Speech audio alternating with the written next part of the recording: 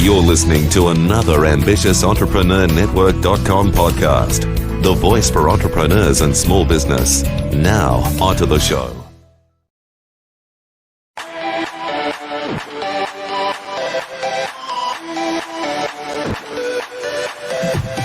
Welcome to Industry Thought Leader Podcast. Stand out, be heard, influence. Want to influence real change with your message while become known as an authority in your field? Industry Thought Leader Podcast will show you how. Now, over to your host, Anne-Marie Cross.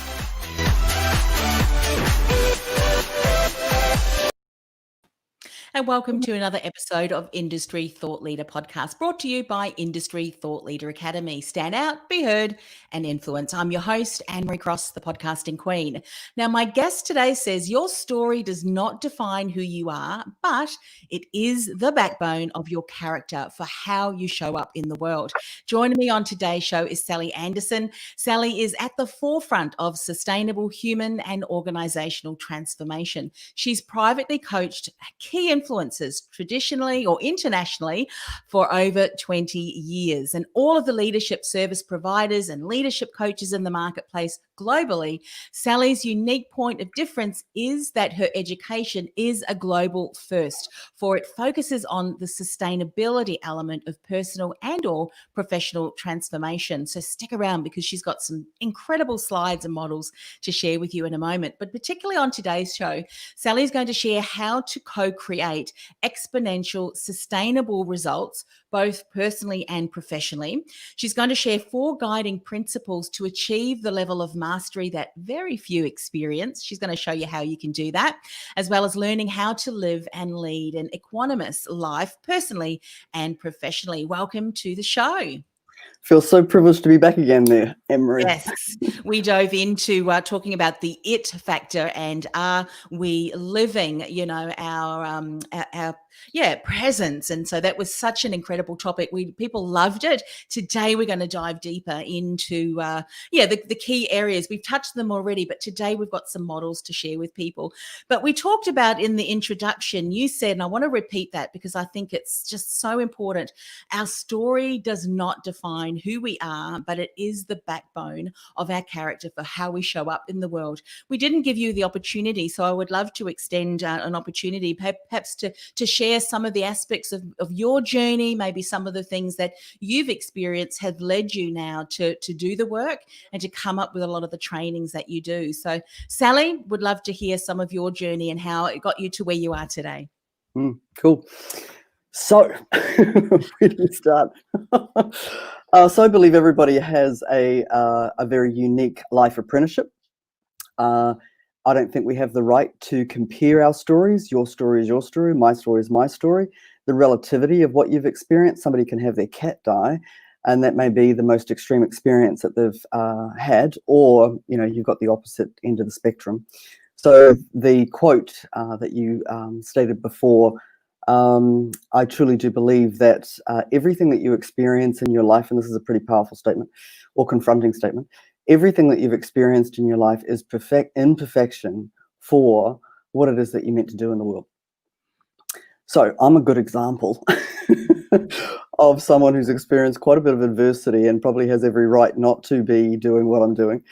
So I've proven it in my own life and have the privilege of being able to partner other people to basically stop hurting. Stopping people hurting permanently is something else that I do. There's a lot of pain out there in the world. And when you look at the COVID-19 situation, a lot of people are really struggling with the uncertainty, struggling with whatever they've experienced in the past. And now with this COVID-19 experience, and now with the Black Lives Matter movement, there's a lot of uncertainty. And so being able to calm the farm and obviously the first topic today is about how to co-create sustainable results personally and professionally. But before we launch into that topic, I'll just touch on a few of the defining moments throughout my own life. So I was a keen skier. I got my first job hiring out skis when I was 15. Loved skiing. Hitchhiked in the early 80s. Hitchhiked into a local township. And cut a very long story short, I experienced a very traumatic experience. It was one of the worst reported gang rapes in the history of New Zealand in the early 80s. Gang raped and abducted by more than 100 mob members, and basically thrown onto a butcher's block like a sheep carcass, raped from every orifice. Nobody survives an experience like that, but I did. I was then abducted from that situation, taken to another mob hangout. The rapes continued until I lost consciousness. When I was found, there was really no support for victims in the early 80s. My parents didn't know how to deal with it. What do you say to your 15-year-old daughter? So it was back into life. So as people were getting married and having kids and getting mortgages and all the normal things in life, I was pretty much back to back in course junkie, 30 years, trying to sort out the mental mindset. And so I have integral understanding of hell on earth psychologically, and body dysmorphia, separation from the body, self-hatred, inner critic 24/7, high volume, couldn't turn it off, and every addiction known to man. And so it's a privilege now. The mobsters are actually my spiritual initiators for what I do today. Had it not have happened, I wouldn't have been able to do what I do. And there's not many shoes that I sit in front of where I don't have an integral understanding of what's happening for them. That being said, when I was 23, I entered into senior management and have been on a leadership trajectory ever since. I always had mentors along the way who saw possibility in me well before I saw possibility in myself. And although I was pretty much addicted to courses as my support mechanism to recalibrate, I also was excelling in my career. So I was always in very male-dominated industries, and I exuded a lot of masculinity. So the depth of my voice, 99.9% of the time on the phone or on stage, having done a good 25 years of keynote speaking, I'm taken as a man, which is pretty confronting when you're a woman. But the depth of my voice was damaged through the amount of oral abuse that I received. So over the years, it's been, in the early stages, it wasn't safe to celebrate my difference. I always was different. I thought differently, looked different, and just wanted to fit in. Whereas now I do celebrate my difference. I am different, and that's all good. So the trajectory of my career was fantastic. Worked in the hospitality industry for 12 years, in hotels predominantly. I was one of the first to train travel agents throughout New Zealand on automation within the hotel industry. I worked in pretty much every area of the hotel industry, ended up working for head office for this particular hotel chain, then excelled and then moved into project portfolio and program directorship. So my last assignment was 3,000 projects at the height of the assignment, based in Boston, Netherlands, and New York, global restructure program. Pig and shit, love what I was doing, but millions of dollars would be spent on these change programs, and I knew they'd never get a return on their investment 3 to 5 years after I walked out the door. So I became fascinated about this elusive thing called sustainability, both personally and professionally, and then I've been out on my own for 20 years, embarked on a journey to create all my own education, which wasn't part of the intention, but that's what happened. I've published 2 books, one on the personal development side and one on the leadership side, articulating my point of difference. And one of the areas that I specifically, which I'll touch on today, is this thing called the default disempowered identity. Everybody, I believe, has a unique default blueprint. It's the mechanism that most people aren't aware of. We don't teach it in the schooling system. If I have my way, we will. Because once you can understand it, you can take your power back. Because fundamentally, the 2 base beliefs, I believe, for most human beings is that they're not good enough. And that just comes with the human territory. And that we're self-saboteurs. Regardless of what it is that we achieve, there just seems to be this default mechanism that has people sabotage possibility. And if they haven't done enough work on this default mechanism, then even if they do achieve what it is that they want, they'll sabotage it.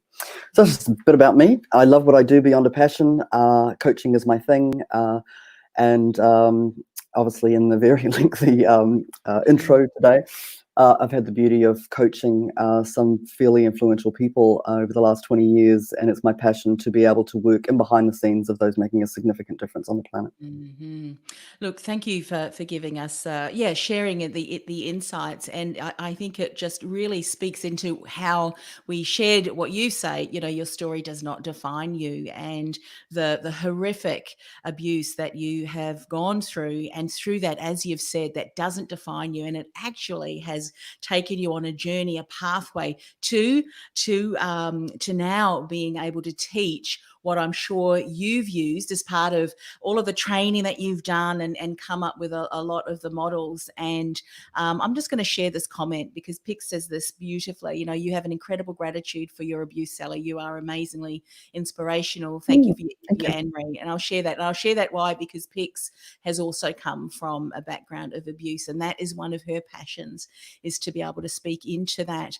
And, you know, I honor you, Sally, for sharing that. And I honor you too, Pix, because, you know, I think the people who have gone through things like that and who have worked through that and now are able to speak into that, you know, you are the hope and possibility for others who have gone through that and maybe not have found the support, because there's a level of just empathy, I think, that if you've experienced it and you've gone through it, there's just something deeper than from say, if I was to speak to someone, there's just that level, I think, of being able to understand that. So I just want to also shout out to Zarina, two of my favorite ladies. You are welcome. And we've got Pat here as well. Oh, Pat, good on you, great Dal. to see you a second time around as well. So how about I share my screen? Because the first thing that we're going to talk about is how to co-create exponential, sustainable results, both personally and professionally. Shall I bring up one of your slides, or do you want to speak into this a little bit first before we dive into some of the tools that you want to share with us today, Sally? No, I think we should just deep dive in. I'm just conscious of time today, so I'm really wanting to ensure that your listeners get great value. Yeah. Great. Yep. And because of the fact that we have the opportunity to share comments, by all means, please feel free to jump in. Yeah, please do, because we can all co-create this show together, which is, of course, what Sally, take it away. This is featuring your beautiful models that you want to share with people today. The three-legged stool analogy. I just enjoy bringing simplicity to complexity. So we first of all have to understand what's in the way of being able to co-create and what is co-creation. And as far as sustainable results is concerned, you know, a high percentage of people struggle to understand, you know, why they can't sustain the change that they want in their lives. So I thought we'd start here. So I love using analogies. So the three-legged stool, because I dance in the leadership space, this is leadership focused. So the first leg of the stool is traditional leadership skills. So from that standpoint, most leaders are highly trained, highly unconsciously competent. So you're in the car, it's all a bit clunky, you're unconsciously incompetent. You get in your car now, you don't even think about it, you're unconsciously competent. So most leaders are very solid in their traditional leadership knowledge. So that leg of the stool is very solid. Second leg of the stool is their subject matter expertise. They would not be in the position that they're in had they not have achieved specialization in the area of expertise that they're in. So that leg is very, very solid, not in question. Third leg of the stool, which is where the sustainability piece comes in, usually is belief, behavioral, the cultural change piece, both personally and organizationally. The soft skills, they're not really soft, you know, the human skills. And this area is the weakest leg of the stool in the context of corporate or the context of people looking at themselves, and hence the reason why people can't sustain change. So being able to, so all the education that I've developed is framed in what I term awareness-based training. Once you're aware, you can actually take your power back. So in the likes of most big organizations, it's a nice to have, you know, when we've got the time, when we've got the budget, which is hardly ever. And it's not as integral as the other two legs of the stool. So my first point with this model that I want to land is that unless we raise the consciousness of those who lead, they're unable to tap into their co-creative ability, thereby unable to sustain exponential results. Does that make sense? Yeah, absolutely. Yep. And when you say co-create, you mean also individually co-create within themselves, because, you know, if they're self-sabotaging all the time, they're co-creating a result that they don't want, but also co-creating with others. So it's self and others.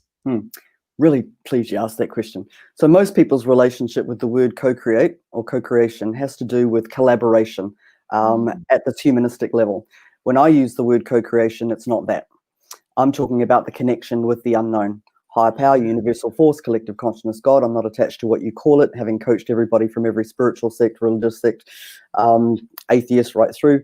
I respect what anybody believes, whether it's zone, vortex, slipstream. I'm not attached to what you call it. However, I am a stand for you to not only tap into it, but for you to access it 24/7. Most people Only when the going gets tough do they kind of like think about, could there be something out there?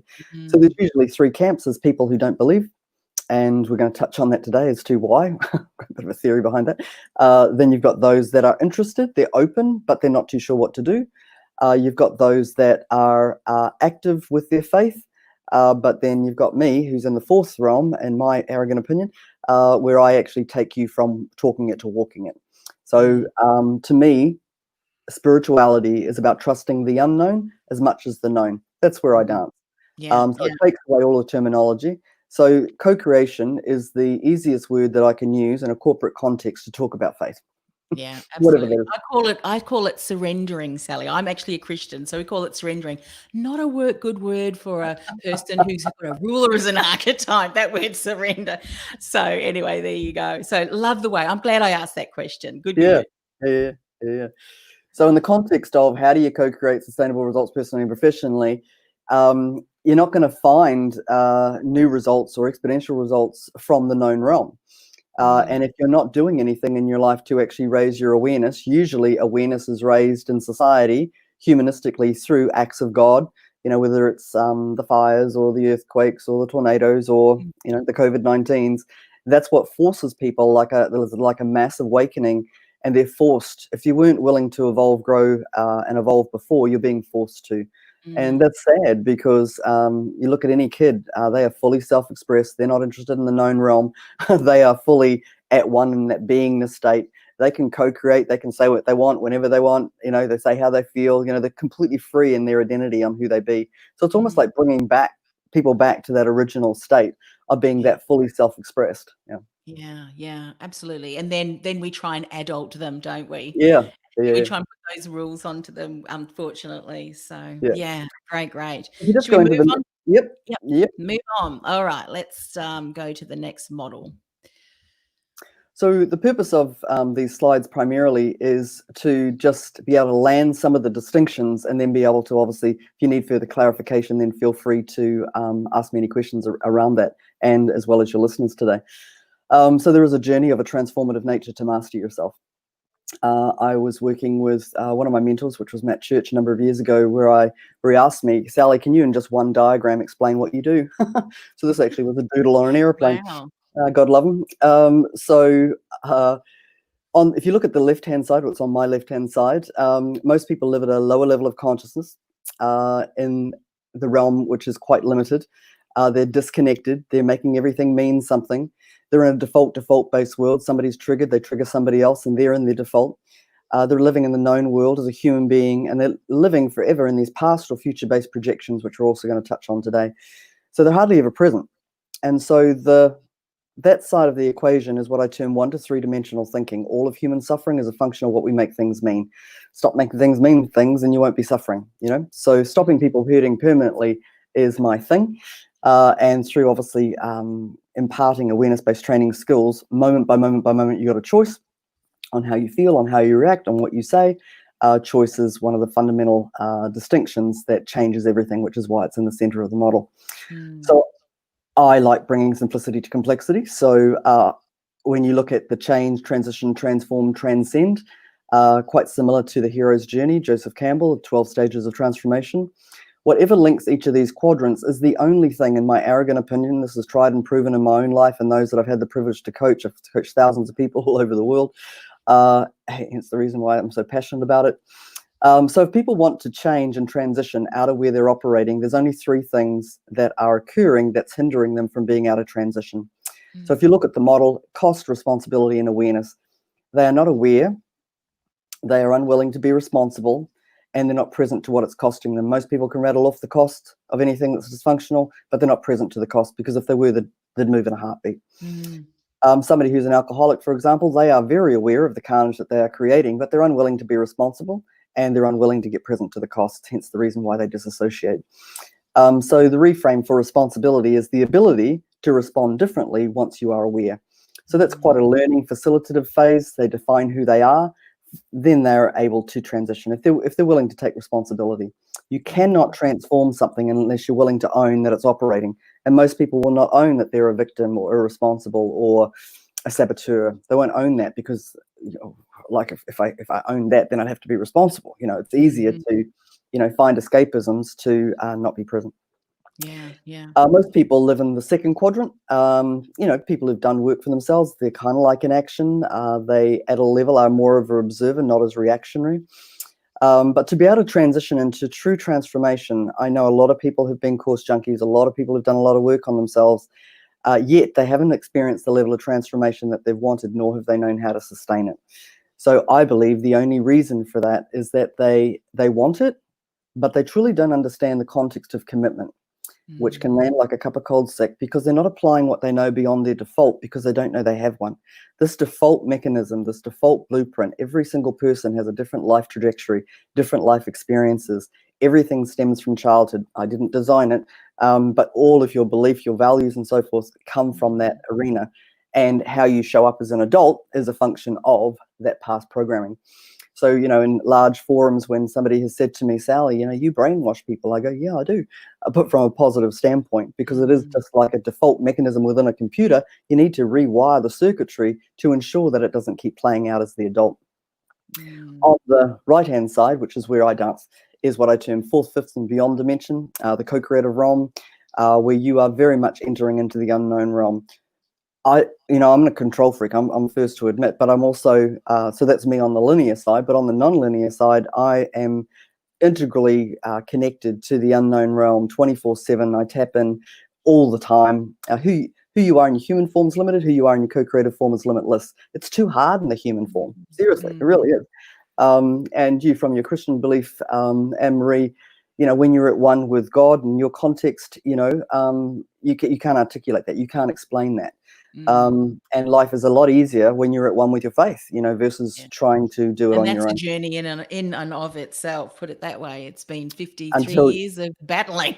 Really, you keep hitting the paradigms. It's like, there's that thing again, Yeah, I'm hearing it. But you know what I've come to realize? I think the greatest gift that you have as a human, and I believe every one of us has a calling, something that we have been designed to impact in the world.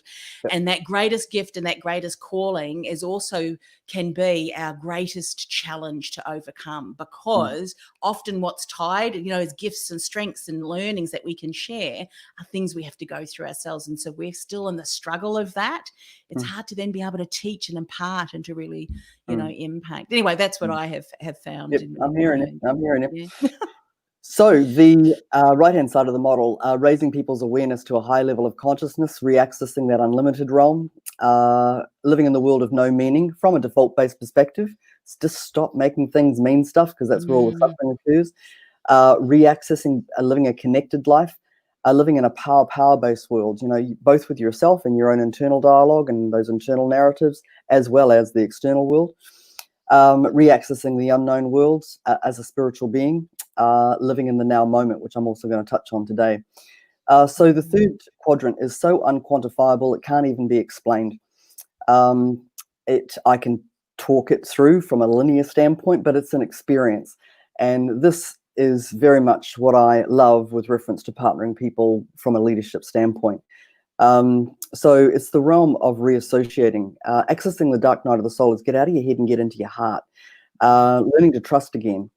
It is fascinating that the highest statistic that I found of leading my own retreats for 10 years, 10 months of the year for 10 years, and in the research that I did from that, those retreats and that experience and the amount of people that I had the privilege to touch on, 99.9% of the people who'd really experienced nothing were more dysfunctional than those that were warranted to. So it's never about the happening. 9 times out of 10, it's what you do with the happening. I find that statistic fascinating, especially from my own experience. So from this standpoint, when you are attracted to the unknown again, and that uncertainty is a fantastic thing. It's kind of like, get excited about uncertainty, get excited about confrontation, resistance, and uncomfortability. Those are the 3 domains where people get off the court. I train people to go looking to be confronted, go looking to be uncomfortable, go looking to be resistant, because that's where you're going to find the edge. And that's where you're going to find the ability to co-create to a whole new level and experience those exponential results. But the third quadrant is really about doing the work in the default arena.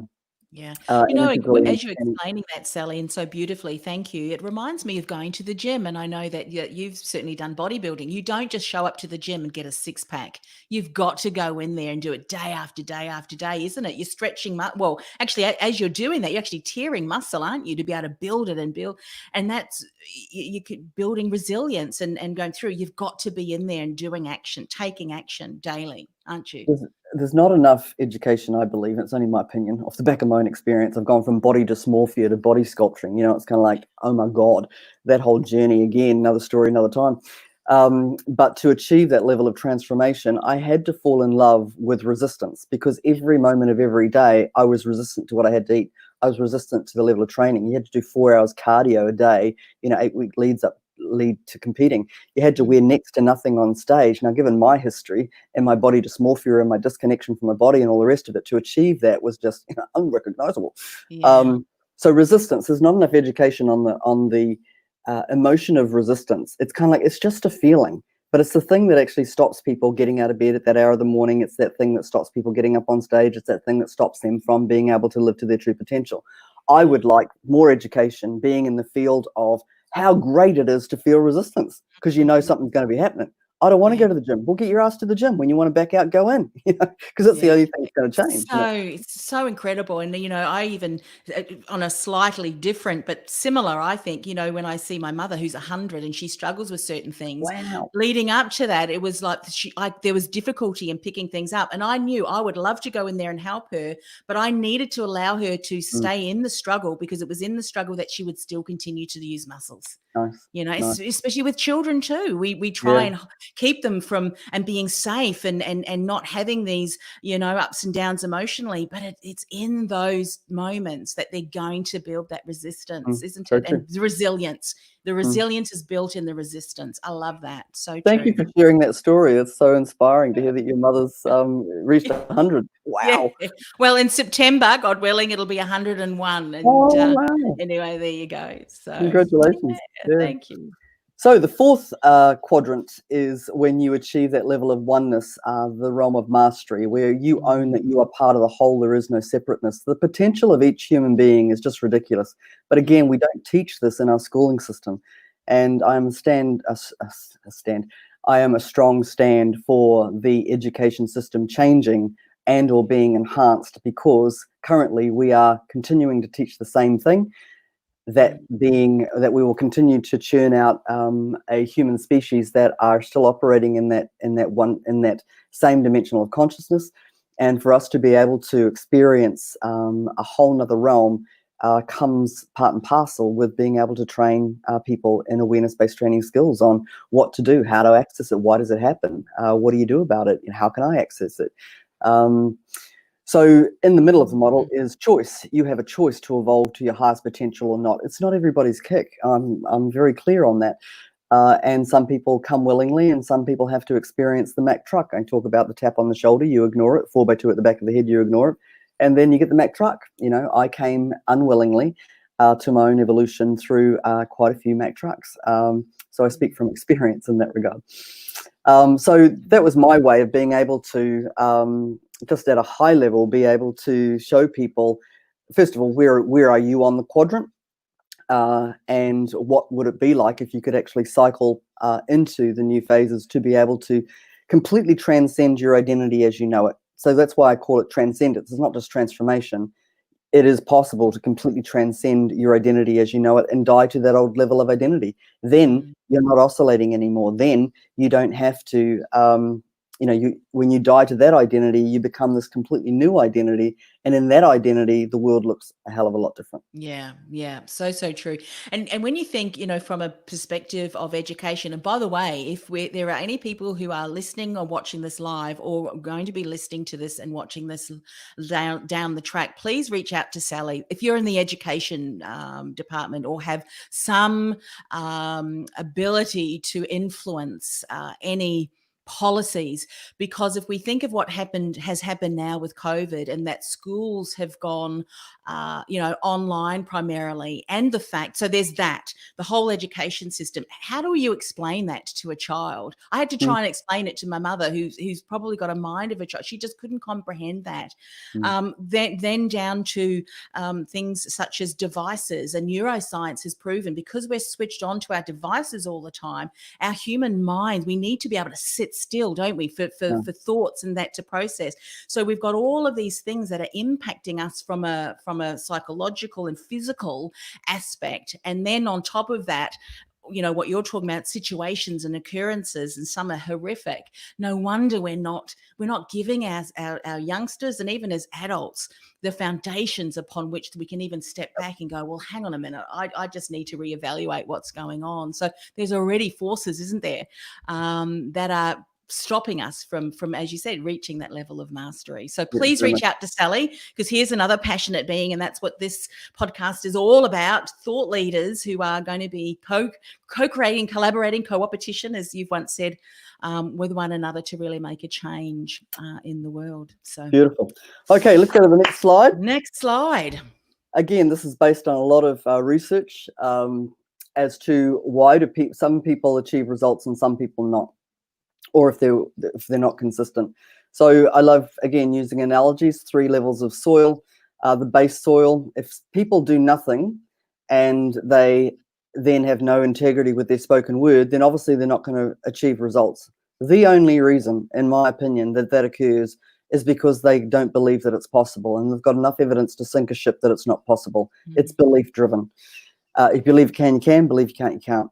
So there's that sector of the market. Second sector of the market are those that do something. So they have some level of integrity with their spoken word, so some results are being produced. They know some of the beliefs, and so they're willing to confront some of those beliefs to be able to find new evidence. That, I would say, is where the majority of people live. Yeah. It's not, people aren't stupid. They know, the areas of their life whether it requires, whether they do something about it or not, is another thing. Then there's people like ourselves who are highly integrous, highly results orientated, who do everything because we're committed. But that being said, and what I love about this model more than anything, a bit biased, is that sometimes when you're committed, the results aren't visible. And that's where I use the Chinese bamboo story about, depending on which theory that you listen to, some say 5 years, some say 7 years gestation for bamboo to come out of the ground. There's a lot of naysayers and questioning, because it's obviously the whole livelihood of the farmer. But I love the analogy of that story, that if you're not planting seeds, you aren't going to harvest, and staying the distance. So I've got some pretty high-level goals that I'm wanting to achieve before the day I die. Sally Anderson trying to achieve those, forget it. Sally Anderson co-creatively, get out of my way. It's not a big conversation. People say, oh, that's really big, Sally. I go, no, it's just a conversation, one I'm willing to have. Have I seen visible results of that being produced? No. But do I every day, as a function of who I'm being, continue to stand for that being a reality? And I know out of that stand, then visibility of the harvest will be produced because I've stayed consistent through that period of gestation. You cannot stand over a plant and go, grow you bastard, and expect the plant to just come out of the ground. It's kind of like, this works really well in sales. But in the context of what I'm talking about with reference to not only achieving results, but exponential results and sustainable results, you need to understand the wiring of what's actually happened. Just because you're committed doesn't mean that you still don't have those moments where you're wavering in your commitment. And what I love about awareness-based training is that in those moments where you do waver, is that you're able to access what I term your knowing. You no longer need evidence. You no longer need anybody to validate you or quantify you or anything like that. You've been in the trenches long enough that you just know that what you're here to do will happen as a function of who you're being. And I'm pleased to say that didn't happen overnight for me, but it did happen. That it's a knowing for me. I know that as a function of who I'm being, why do I think the way I think? Why do I stand for what I stand for?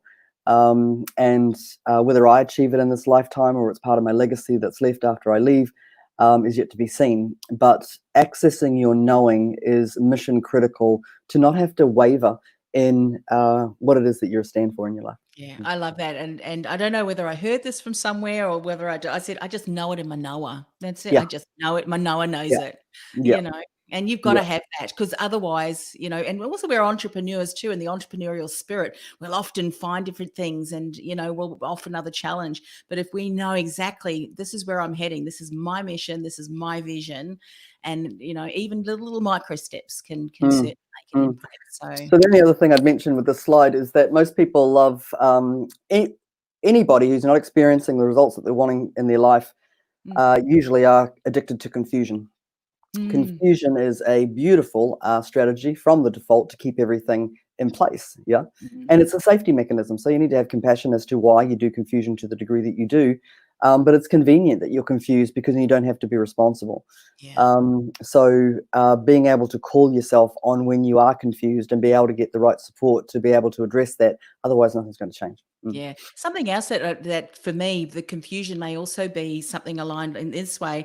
I know, I don't know if you've heard of the Colby A, and this was a huge self-awareness and how do I operate? I love challenges, problems, challenges, I'm in there. So when things get settled and I just got to do the do, to me, my what's the next challenge, And so for me, I know that I need to have support that will just do the do and allow No, me to no, go off. So you no. understand your style. So we're all Yeah, committed to the same direction, but I'm able to show up in the best possible way for towards that sure. For direction. sure. For Yeah. sure. Yep.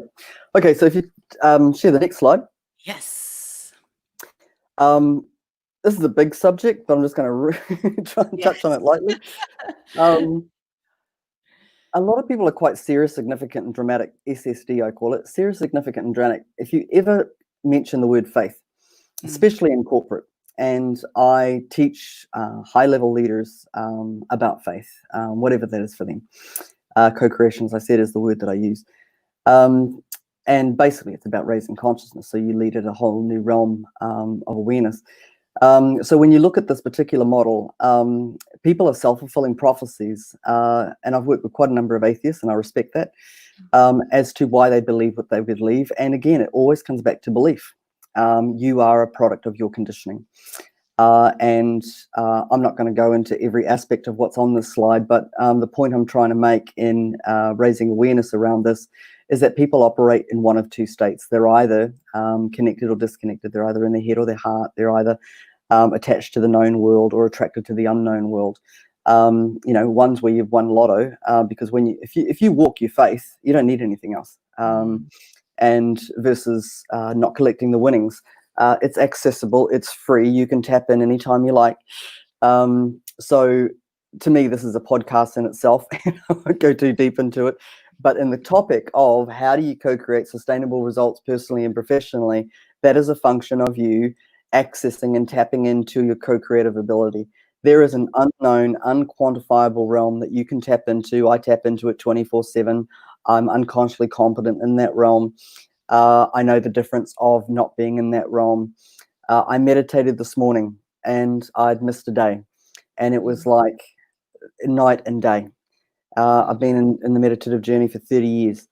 And if you are a leader and you're listening to this and you don't meditate, that is the number one thing of the many things that you will ever do in your evolution as a leader, is learn how to be at one with your breath, how to be connected into that oneness of being, what you are able to tap into and co-create when you have that as a discipline in your life is beyond comprehension. mm.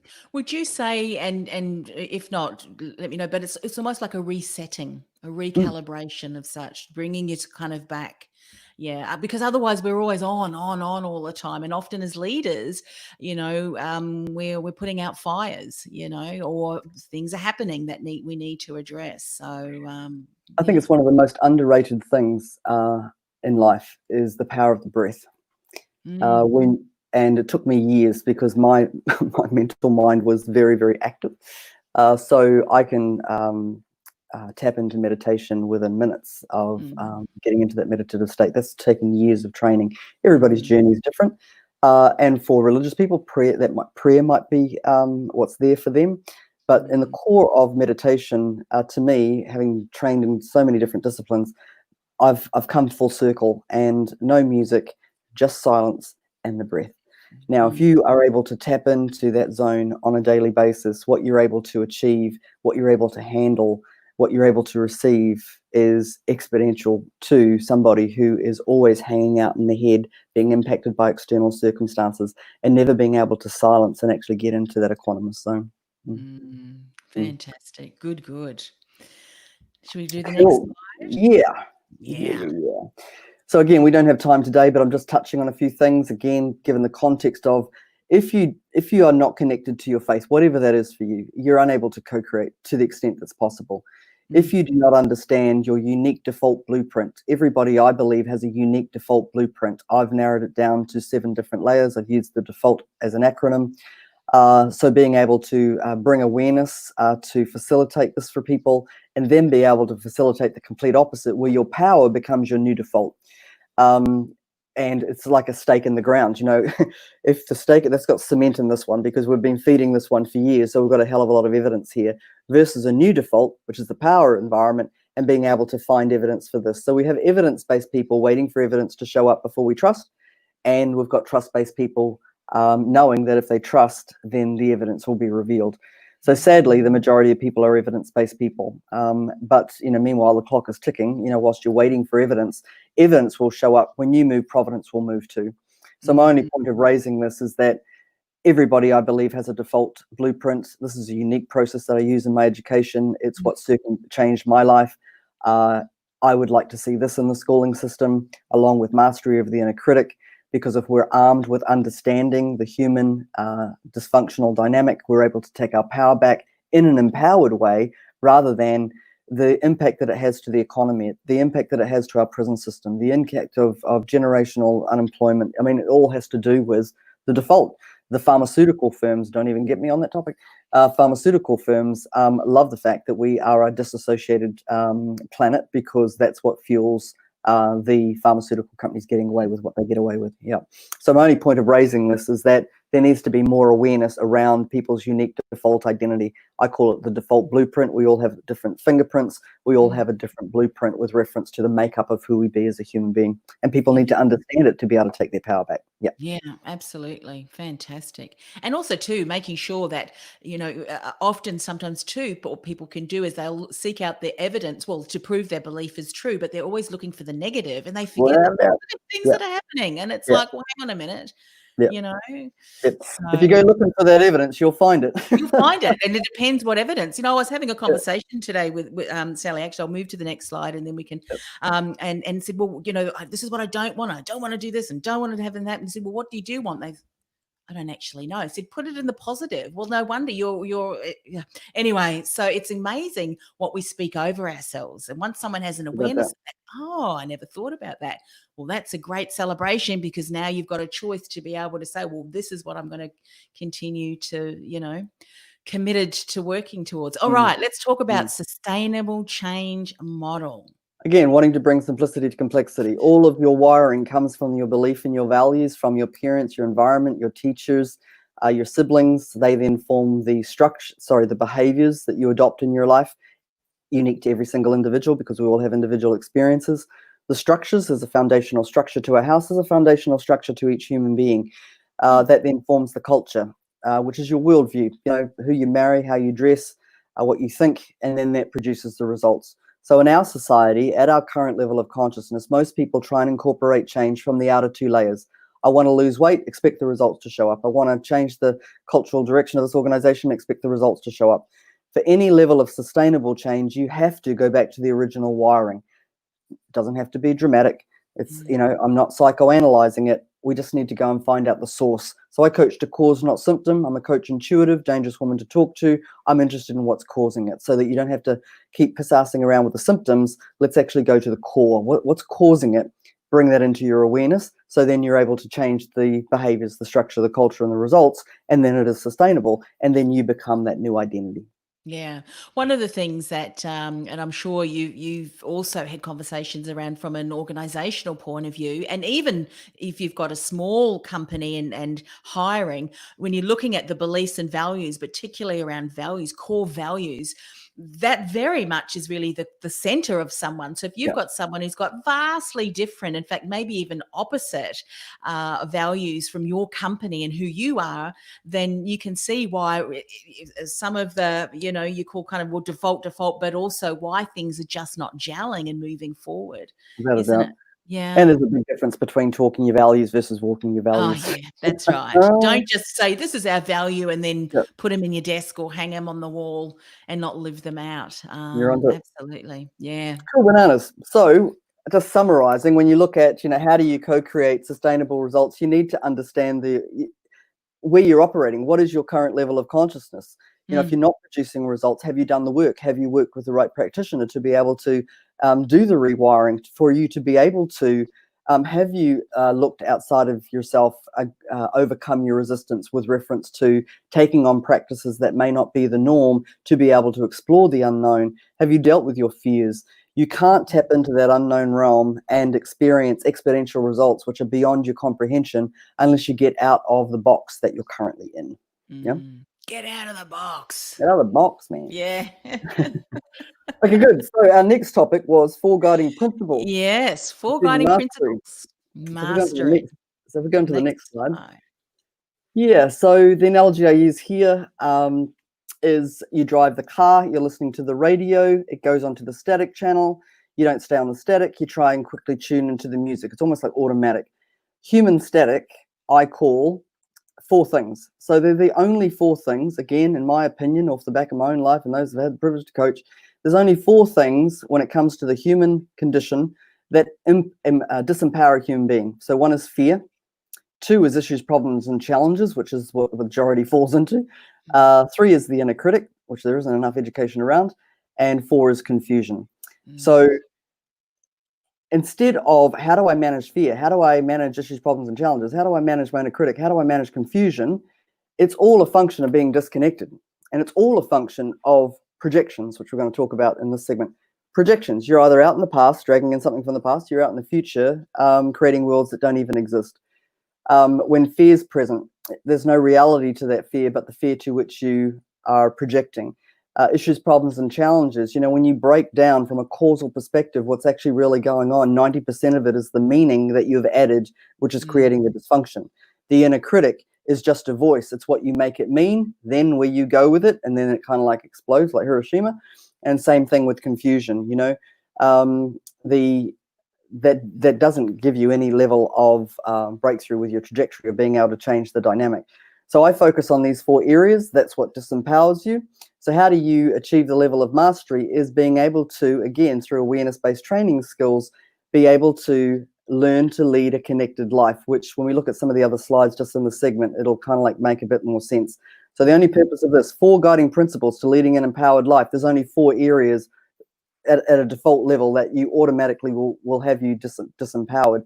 All of those things are projections. There's no reality, but the reality to which you're giving it in the context of the meaning by which you add. Yeah. And we are trained in our society to be meaning-making machines. Yeah. And because when you think of it like fear and stress, there's actually good components to fear and stress. In some instances, that fear kind of gives us an alert to hang on to something. And then all of a sudden you realize, oh, okay, had that action or something continue to happen, then that could have caused, kind of danger. But yeah, I love that. There's a distinction there. So there's empowered fear and disempowered fear. So the context I'm talking about, because I specialize in the default, is the disempowered aspect. The empowered aspect of fear, that safety mechanism, don't walk down the alleyway, and that intuitive sense, that's an empowered aspect of fear. Yeah. That's not the one I'm talking about. When I'm talking these ones, I'm talking about the disempowered aspect, which is the ones that are hindering us. There's obviously positive aspects when you talk about it from an empowered context. Yeah. And you probably heard that the saying was that, fear is false evidence appearing real. Yeah. So yeah, love that. Next slide. My one is fear is but a barometer of your disconnection from your faith. Yeah. Because if you're walking your faith, fear has no place. Yeah. Hello. Yeah. So hello, I recognize you, but no, goodbye. Not today. Not today, guy. Not today. Okay, next slide. Unrecognizable transformation. I was in a very large forum facilitating years ago, and somebody in the audience said, Unrecognizable transformation. If it's that unrecognizable, how do you recognize it? I go, there's always one in an audience. I'll go, in your current level of awareness, I'll agree with you. But when you die to this default level of identity that I talk about, you become unrecognizable to yourself.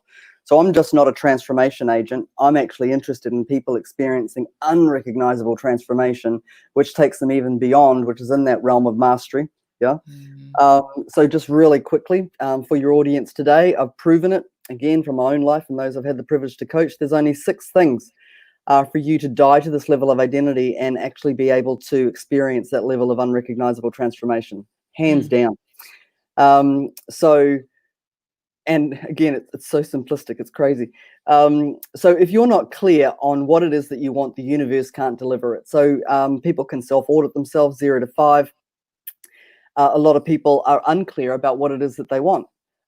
So how would you rate yourself? You've got to be clear to the universe for you to be able to have that new identity be a reality. The second one, vision, mission, purpose, and core values. Vision is the what, mission is the how, purpose is the why, and the core values is an opportunity to reinvent yourself. If you're not clear on what your legacy is, your true north, your purpose for being on the planet, sort it out. I often say if you're below the age of 18 and you don't know what your purpose is or what you're doing here, that's fine. I'll give you a bit of leadway. But if you're over the age of 18, park your ass down, pour yourself a glass of Chardonnay and sort it out, because the sooner you sort it out, the sooner you can actually be on that path. But you have to let go of that old identity. So being able to facilitate with people getting really clear on what they're doing on the planet and how to achieve it is obviously part and parcel of what I love doing. Healing childhood wounds, regardless of what it is that you've experienced. Just because you've had a good childhood doesn't mean that you're devoid of healing. Healing in isolation is not sustainable. Coaching in isolation is not sustainable. Two together, very formidable. So to sustain any level of change or sustainable results, you need to have done both. So healing childhood wounds, rating yourself 0 to 5. How do you know whether you've healed childhood wounds? Does your past still impact your present? If your past doesn't impact your present, you're pretty good to go. If your past still impacts your present, then there's a bit of work to do, regardless of how much healing you think you've done. Completion with parents. Your parents are your first primary male and female role model. If you are incomplete with mummy or daddy, it will play out in all of your relationships, be that personally or professionally.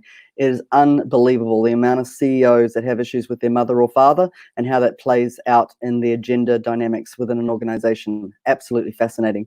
I've got a theory with multi-level marketing. People who join multi-level marketing thinking that they're going to be the diamond and experience, 50 to 100 grand a week, and they're there for 12 years and they're still fussing around trying to get sales with a multi-level. It's the followers go.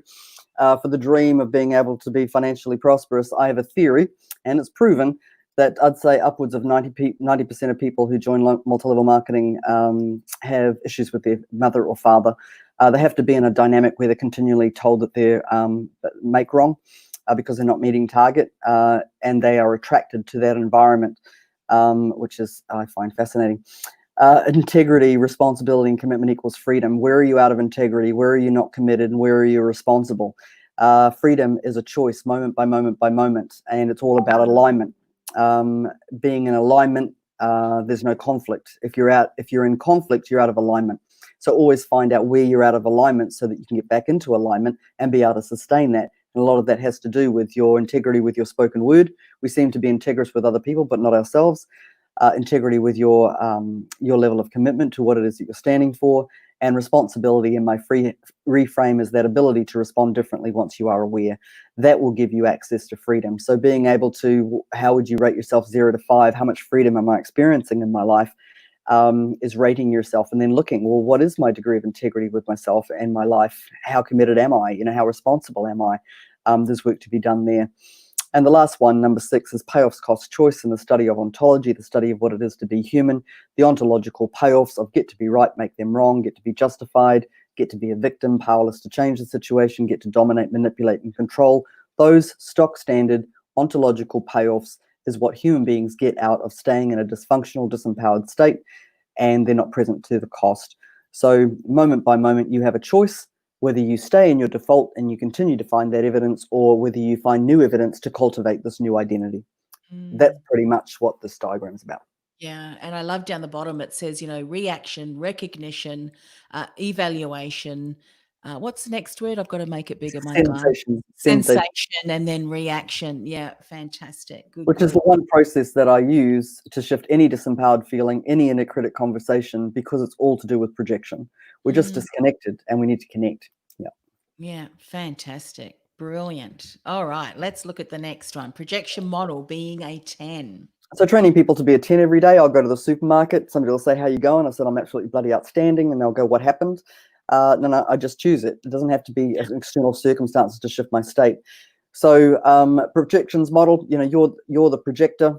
The film is your thinking. The screen is life and circumstances. So if you're thinking at a 2 or a 5 level, that's immediately what's going to be showing up out on the screen. So, if you take if you put a romantic movie into a DVD machine, you will automatically be watching a romantic movie, not a horror movie, not an action movie. What you put in is what you're going to, come out. How many books do we need to read that say, be careful what you think, your thoughts create your reality? Well, they do. And we're not disciplined enough. We're not trained enough to be disciplined with what's going through our projector. So I live, eat, breathe projections because that's all that's going on. For most people's dysfunction, all of the human suffering is a function of the projections that they are creating. So they are the creator of their dysfunction. How friggin' ironic is that when they think that it's external circumstances creating? The things that come out of people's mouths, it's like, well, you've just spoken that over yourself. You have just stated that. You're onto it. Cool. So we're just touching on projections. Yeah, fantastic. Ludicrous. Yeah, which I love. You got to have a sense of humor about how dysfunctional we are, really. There's only 5 relinquishment buckets. Again, it comes with a human condition. These are stock standard things. It just comes with the human territory. We have negative affirmations that we rattle out every day. I don't have the time. I don't have the energy. I don't have the money. I don't know how, or manifesting illness to abdicate responsibility to be able to transform into that identity that we want. It's a negative affirmation. You start listening to your friends, you start listening to those that you know at work and all the rest of it.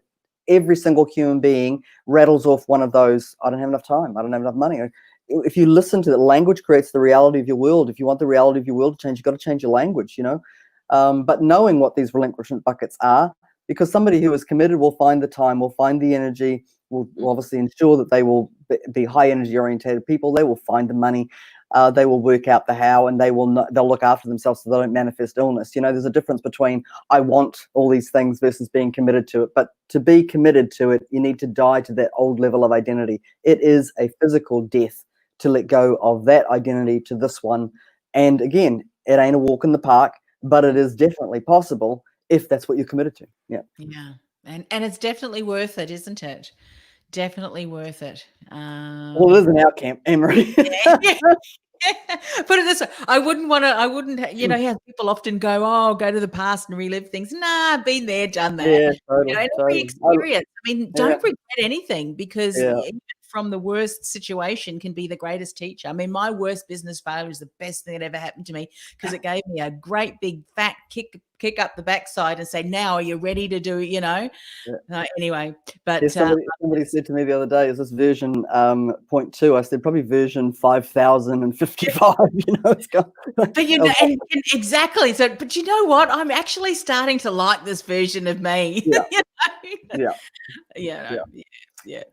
So the Live Now philosophy. Obviously, Eckhart Tolle has been probably the most prominent in the area of writing the book The Power of Now.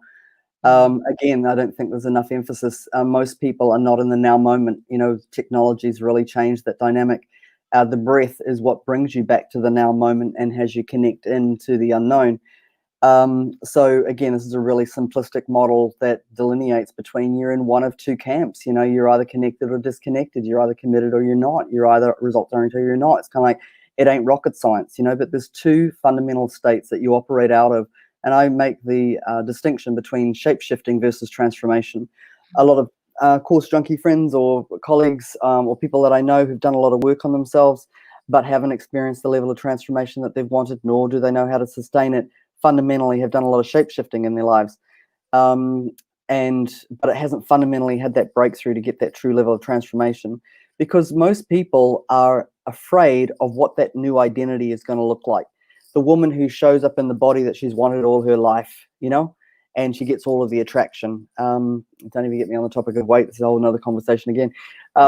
or somebody who has always wanted that career change, and then they got the career change. If you fundamentally haven't done enough work on yourself, even when you achieve what it is that you want, you will sabotage it. That's a fact. Yeah. Which is why I just believe that there needs to be far more awareness-based training in that third leg of the stool, specifically, obviously, in the area that I dance, with reference to people who are managing or leading people. You know, you have a responsibility to evolve to a different degree if you are in a leadership role. And having these conversations, they're not normal. Most people live in the traditional linear world, and that is limited. You know, it is all pretty much IQ related, and this is limited, you know. But the combination of this in conjunction with the unknown is limitless. Yeah. So my only point here is that you have a choice moment by moment, you know, when you actually stop the monkey mind and actually silence yourself to be able to tap in and actually access that now moment and stop hanging out in these past and future based projections that the planet is addicted to. Yeah. You will drive yourself nuts. Mm. Really, isn't it? And it's just something, as you were sharing there, you know, often and using I think one of the slides, you know, where you had your values and your beliefs, and then you had your behavior.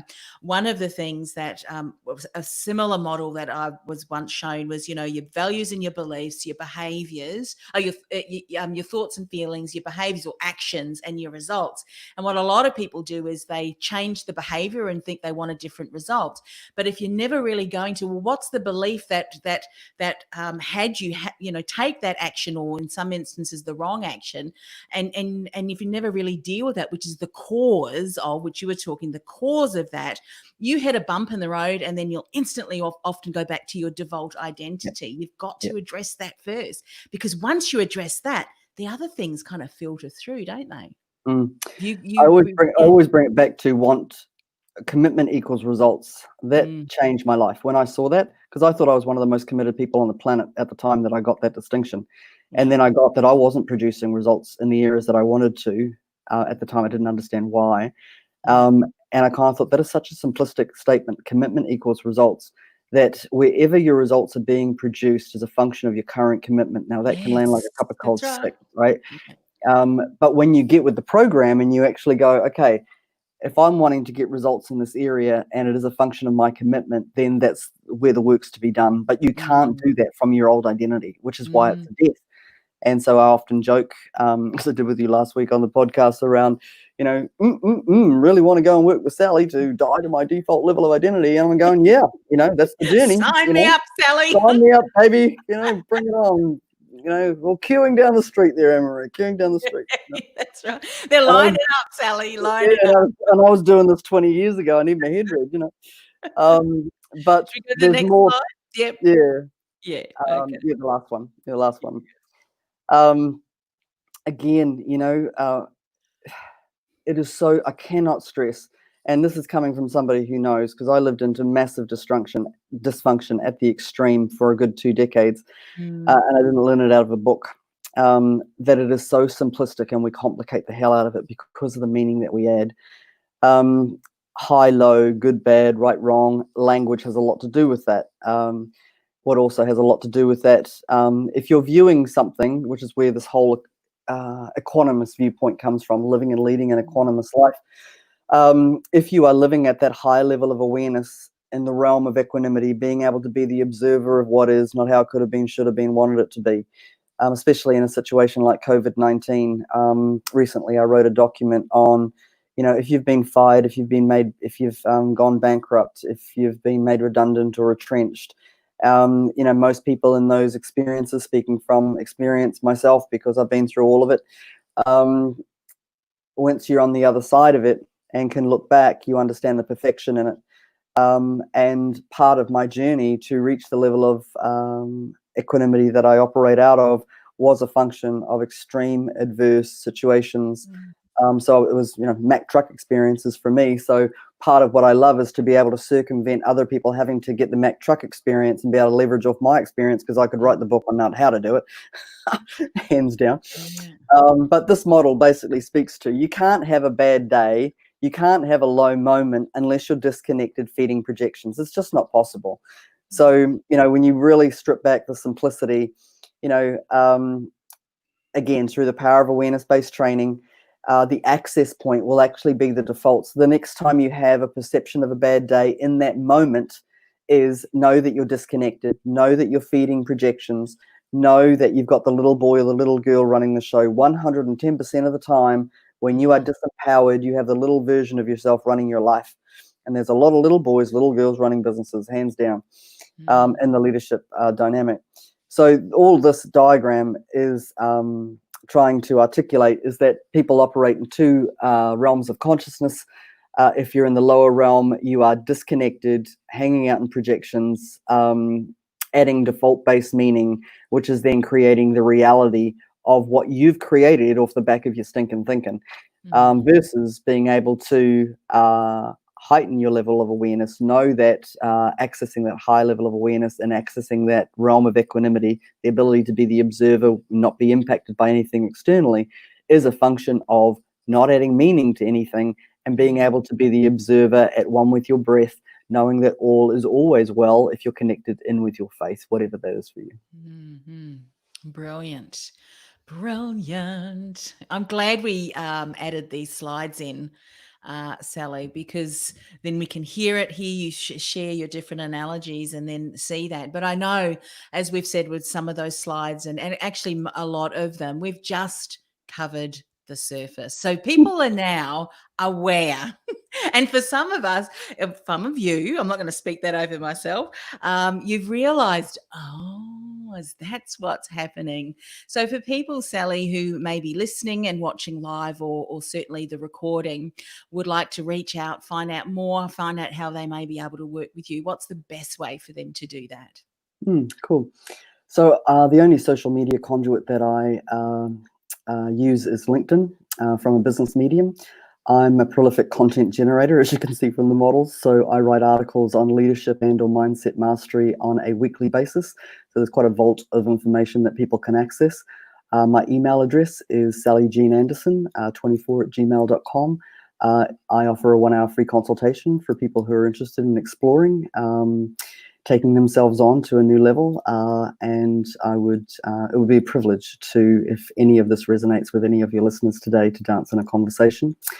And in closing, I would also like to acknowledge you, Anne-Marie, and that those that are in your network and those that are listening today, it has been a profound privilege to dance in a conversation with a consummate professional who is making such a difference out there on the planet. So the God in me acknowledges the God in you. And I'd also say to your listeners that, the support of Anne-Marie and what it is that she's doing, if everybody was supporting everybody else, everybody would be winning. So would also like to just tag on a plug for you, because you also needed the support, because the work that you do is just too priceless. Well, thank you, Sally. And it's an honor to be able to share the expertise, the insights, the learnings from people such as yourself who really are thought leaders in their space. Because one of the things that happens is I learn. And I don't need to read books. I don't need to go to networking events. I just hang out with awesome people such as yourself and get to interview and learn. And Pix is saying, here, she's agreeing. Gladys, thank you very much. Another awesome live webinar. Aaron, I'm just going to go back and just acknowledge these people. Aaron Thomas from Facebook. Pat says, and myself, so just recognizing. And Pix, by the way, when you talked about Mack Truck, and you also mentioned this last week, Sally, Pix sent me a photo of a car that was just what's the word? I can't even think of it. But obliterated. And she was in that car. She's been in 3 car accidents. And she said, I was literally hit by a Mack truck. So when you said that, Sally, she goes, yeah. Literally, that was me. So there you go. Well, thank you once again. And please, for you listening and watching, by the way, if you are listening to the audio version, if you haven't already gathered, we were showing some slides. So please either follow on YouTube, on LinkedIn. Please follow us on LinkedIn because you'll be able to see it there and connect with Sally, but also Facebook. And of course, we'll include the video portion of that on our ambitiousentrepreneurnetwork.com site as well once the show goes live. Please go and listen and watch. watch at the same time, because you'll get such a deeper understanding when you're able to see the PowerPoints and the models that Sally has so brilliantly shared with us today. So once again, thank you so much. Absolute privilege. Thank you so much for the opportunity.